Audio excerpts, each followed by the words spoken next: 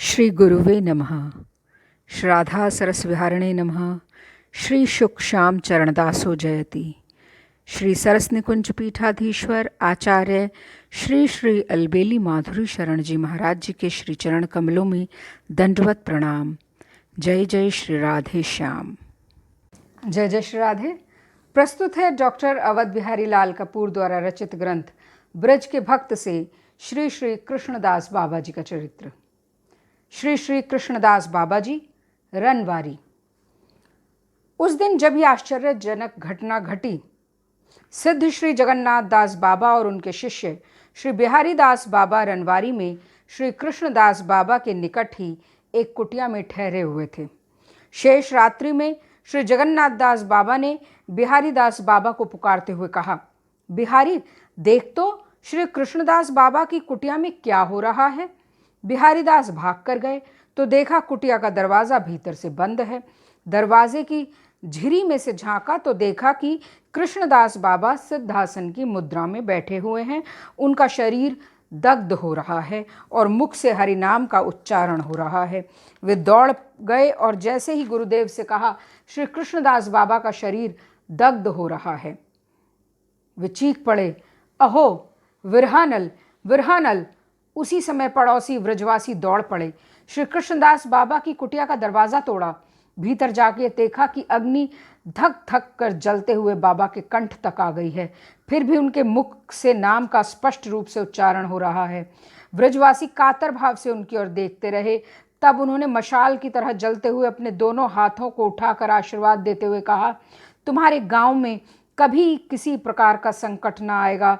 सर्वत्र दुर्भिक्ष और महामारी होने पर भी तुम्हारा गांव सुरक्षित रहेगा। जगन्नाथ दास बाबा ने देखा कि अग्नि बाबा के कंठ तक आ गई है। तब उन्होंने रुई की 3 बत्तियां बनाकर बाबा के माथे पर रख दी। बत्तियां जलने लगी और उनके साथ ही उनका सारा शरीर भस्मीभूत हो गया। श्री श्री कृष्णदास बाबा का पूर्व नाम श्री कृष्ण प्रसाद चट्टोपाध्याय था। जन्म स्थान था बंग देश के जशोहर जिले के अंतर्गत मोहम्मदपुर ग्राम। पिता का नाम था श्री गोकुलेश चंद्र चट्टोपाध्याय। जब उनके विवाह का प्रस्ताव हुआ तभी वे एक दिन शेष रात्रि में घर से निकल पड़े और पैदल ही चलकर वृंदावन पहुंच गए। वृंदावन में श्री मदन मोहन की सेवा में कुछ दिन रहकर रनवारी चले गए। रनवारी उस समय भीषण जंगल था। वहां एक छोटी कुटिया बनाकर उसमें भजन करने लगे। संध्या समय मधुकरी मांग लाते, अपने प्रयोजन अनुसार रखकर बाकी गायों को खिला देते। मधुकरी इतनी मिलती कि रास्ते भर गायों को खिलाते आते, क्योंकि प्रत्येक ब्रजवासी मधुकरी के लिए आग्रह करता और वे उसे उपेक्षा न कर पाते। बाल्यकाल में ही गृह त्याग कर व्रज चले जाने के कारण श्री कृष्णदास बाबा और किसी तीर्थ के दर्शन नहीं कर पाए थे। प्राय 50 वर्ष बाद उनके हृदय में वासना जागी कि एक बार चारों धाम के दर्शन कर लेने की।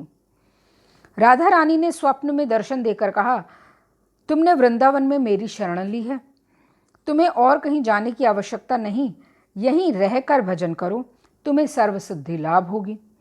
उन्होंने प्रिया जी के स्वप्न आदेश को अपने मन बुद्धि की कल्पना जान उसकी अवहेलना की और तीर्थ यात्रा को निकल पड़े।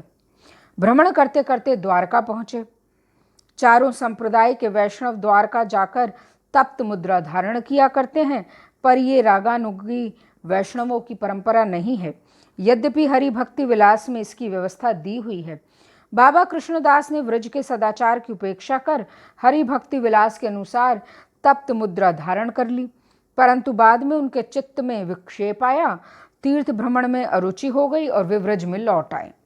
जिस दिन बाबा लौटे उसी दिन रात्रि में फिर राधा रानी ने स्वप्न में कहा, तुम द्वारका में तप्त मुद्रा धारण कर सत्यभामा के गणों में शामिल हो गए हो, व्रज धाम के उपयुक्त अब नहीं रहे, द्वारका चले जाओ। इस बार उन्हें ऐसा नहीं लगा कि स्वप्न कल्पित था। किम कर्तव्य विमूढ़ हो वे गोवर्धन के सिद्ध श्री कृष्णदास बाबा के पास गए। उन्हें देखते ही गाढ़ आलिंगन पूर्वक बाबा ने पूछा, आप इतने दिन कहाँ थे?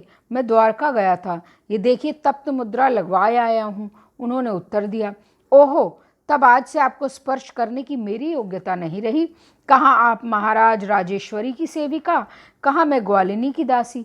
दीर्घ निश्वास के साथ कई कदम पीछे हटते हुए सिद्ध बाबा ने कहा, व्रज में उस समय और भी कई सिद्ध महात्मा विराजमान थे। उनसे भी कृष्णदास बाबा ने जाकर पूछा कि उन्हें क्या करना चाहिए। उन्होंने उत्तर दिया, प्रिया जी के आदेशानुसार ही आपको चलना चाहिए। उनके आदेश के ऊपर उपदेश देने की हमारी क्षमता कहाँ। हताश हो वे रनवारी लौट आए। अन्न जल त्याग कर कुटिया में जा पड़े। अनुताप और प्रिया जी के विरह की अग्नि से उनका हृदय दग्ध होने लगा। इस अवस्था में पड़े पड़े 3 माह बीत गए। तब भीतर की अग्नि बाहर फूट पड़ी। 3 दिन में अग्नि चरणों से लेकर कंठ तक फैल गई। चौथे दिन श्री जगन्नाथ दास बाबा के सहयोग से उनका सारा शरीर भस्म हो गया। भस्म राशि शीतल हो जाने के कई दिन बाद उनके गुरु भाई श्री प्रेमदास बाबा जी महाराज आए। भस्म के निकट जाकर दंडवत कर बोले, दादा आपने मेरे हाथ की लकड़ी तो ली नहीं, ये मैं लकड़ी दे रहा हूँ।